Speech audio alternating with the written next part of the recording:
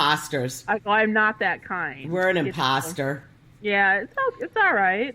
I'm comfortable with being where I'm at. Yeah, I mean, I wish I knew more about those things. It power would save tools? me a lot of money. Well, just how to fix things in general, I guess. Yeah. Well, I always like to say the only power tool I know how to run is in the bedroom, and I don't even feel confident about that. So, yeah. So that's where I'm at with that. So, True. Yeah. Dead batteries. Yeah. all kinds of problems. Yeah, but I should be really good at that because I am the lazy man one. Yeah. But that's why we're on here doing our free podcast. Yeah. And Yeah. So that's all right. So have you been driving? Yeah, a little bit, kind of slow. So, but I tell you, at this new house, I feel like I'm on vacation all the time. So it's hard to want to go out there and go out in the heat and get out of the pool and go out there driving for hardly any money because there's so many drivers and not a lot of people here right now. But I have found some ways to make some money.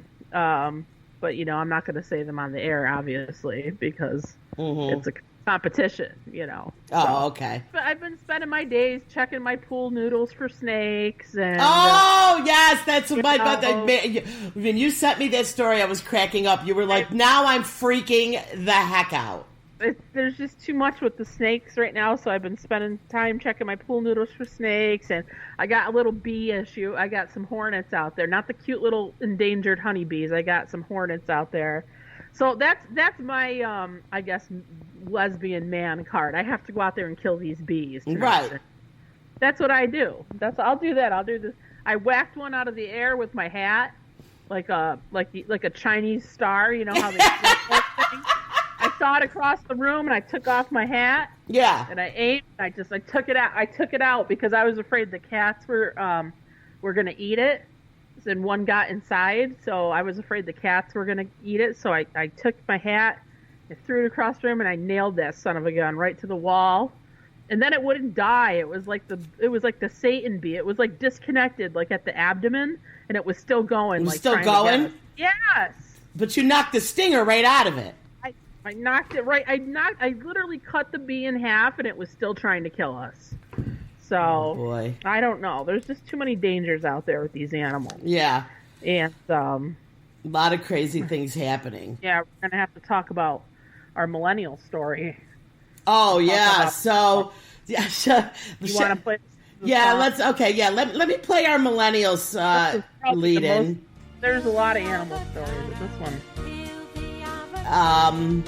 Did you watch the video? I did watch it. And, here comes it. Thank you, guacamole. I did watch it, and at first, but you know what kind of really aggravated me? Because me and you are like millennials in the sense that we don't like to read the whole story. We just like to read the headline and roll with it. Like we don't want to open it. I did read this whole story, and I watched the video. Yeah, so I did. But you see, the thing is, the difference, Cindy, is that we grew up with Jaws and being scared of sharks. Yeah. And now all the little conservationist kids and stuff, they think we should go out there and feed them. Pet them. Like they don't have enough to eat. Pet them. All right, so full disclosure, I did pet a shark one time on our wedding cruise. We went on a little excursion where this guy had basically trained this nurse shark that was this big to come cuddle up in his arms. I guess he must have been feeding it 10 times a day, this thing. And it was cool. We did get to pet the shark, but there was way bigger ones down below, and also a barracuda that came at my face. So I would never want to go hand feed a shark, but these kids now are on these. They're up in the ante on all these shore excursion things. So here's these kids feeding sharks off the boat. Well, I'll tell you, I think they obviously sound like they're very wealthy kids because it was this yacht they chartered somewhere in this obviously beautiful place. But the thing that the headline said, girl gets dragged into alligator or crocodile or alligator infested waters by a shark. So now I'm like, okay, what is this story? So I click it and I'm like, that's the girl that got the tip of her finger got bitten. And then I watched the video and I'm like, oh please, no one dragged her into alligator infested waters. No, she fell off the boat for like 2 seconds. She didn't totally even go in. She didn't even lose a finger. I was thinking like severe hemorrhaging. Right. Dragged her 100 feet, tried to, and threw her to a massive, I don't know what a group of crocodiles are, but right. We'll just say a gaggle, like a gaggle of crocodiles, waiting for the severed arm, waiting for like a severed arm. And she was bit on the finger. Mm-hmm. And those sharks only bite you if they're very annoyed. So maybe they didn't like what she was feeding them. It was probably guacamole toast, knowing the millennials. Probably trying to feed it guacamole toast. And they were like, what's this crap? So they just took her hand and bit it. So,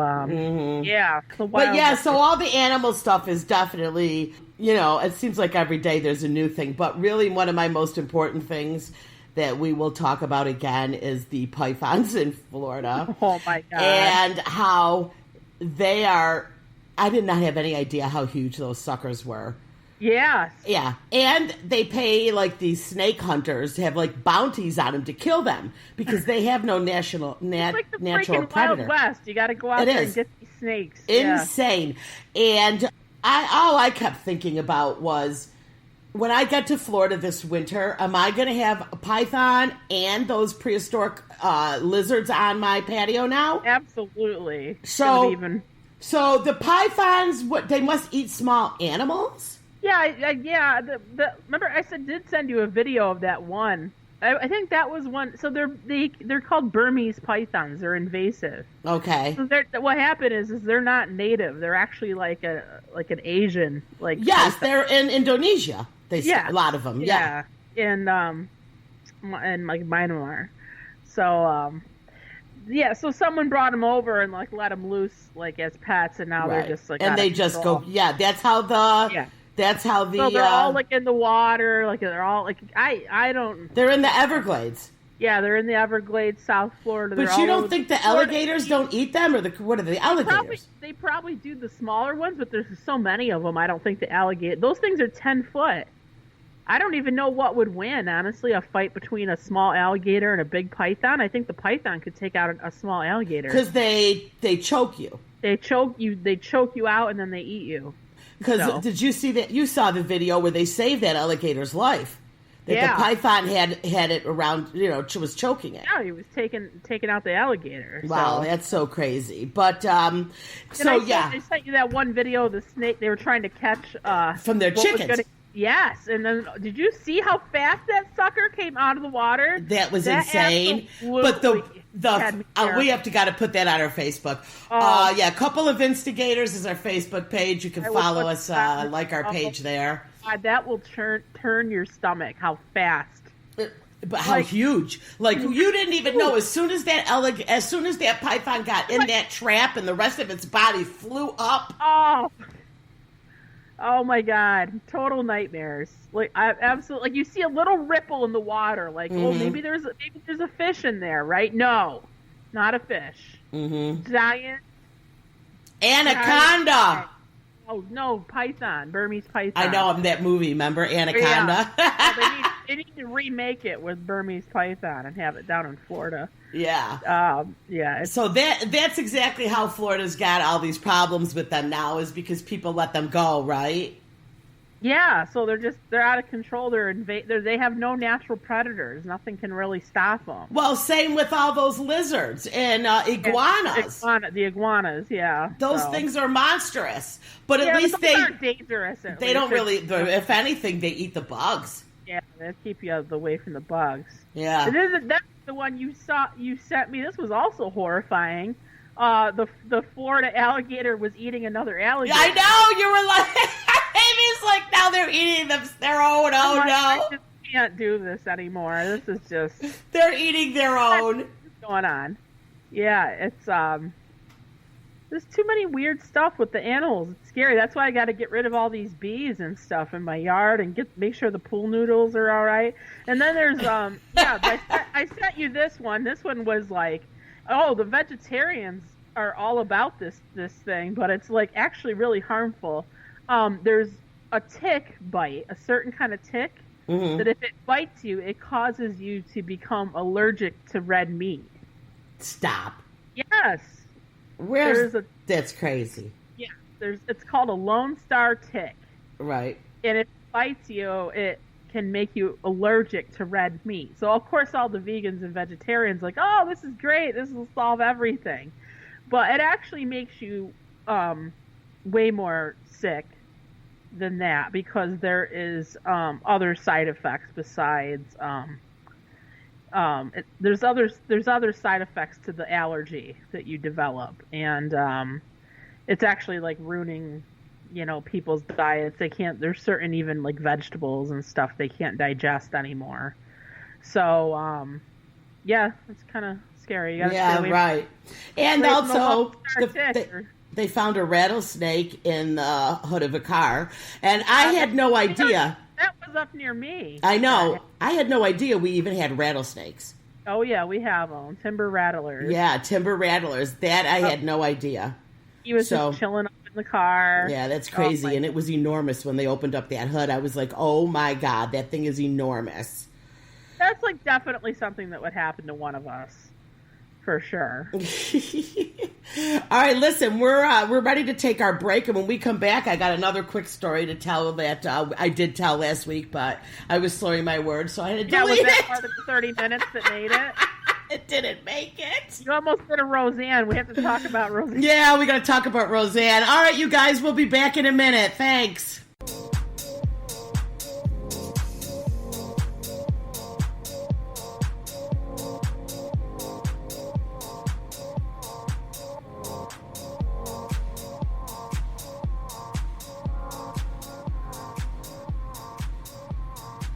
All right, and welcome back to A Couple of Instigators. Yes, hello. So, yeah, I'm just going to tell my quick story because it was pretty amusing, but it never made it last week. So I do stand-up on Wednesday nights. It's open mic at this club called Buddha Pub. And it's like an Asian fusion food. Actually, I'm more in it for the Dan noodles than the stand-up. Right. So I like to go there. I get my Dan noodles. The thing is, the stand-up does go late into the night, so sometimes it's tough because I got to work in the morning. But anyway, I'm in there. I'm eating my noodles, and I happen to look over, and there was this table of, a lot of people. And I thought, oh, how nice. At least it's like new blood, because I do stand up to the same comedians. And I'm looking, and I'm like, that girl looks so familiar to me. Why can't I, Finally, it struck me. This was the woman I got into a huge Facebook fight with on one of our one of our driver pages. Yeah, and we got her banned from the page. Yeah, so I remember getting mad because I had found out she was lifting up her shirt and exposing her breasts to like the college kids for extra tips. For $20. Yeah, or something, right? Her bra, was it her bra? Or yeah, her bra was like $5, and then she'd show you her boobs for $10. Yeah, or $20. Okay, and that's how she was making extra money in her Uber. Yeah, we found out about it. Yeah. So anyway, she was on there saying, well, I don't see any problem. She wouldn't say it was her, but she was like, I don't see a problem. Money's money. You're just jealous because nobody wants to pay to see your breast and da-da-da-da-da. Right. And not in that type of a language. It was, not FCC approved. So I look over and I'm like, oh my God, that's where I recognize her. Okay? And she is not a little petite woman. No. She's a big girl. She's a big girl like the rest of us. Yeah. So now I am like, it's a bucket there. They pick your name out of a bucket, so you don't know when you're going to be on. I thought, all right, this is the bucket. I never get picked remotely in the beginning because I'm unlucky like that. They keep me up all night waiting for my name. I get picked first. Now I'm like, great, I have to open this show, and they're right in my face. They call my name. I go up there. She doesn't recognize me. Thank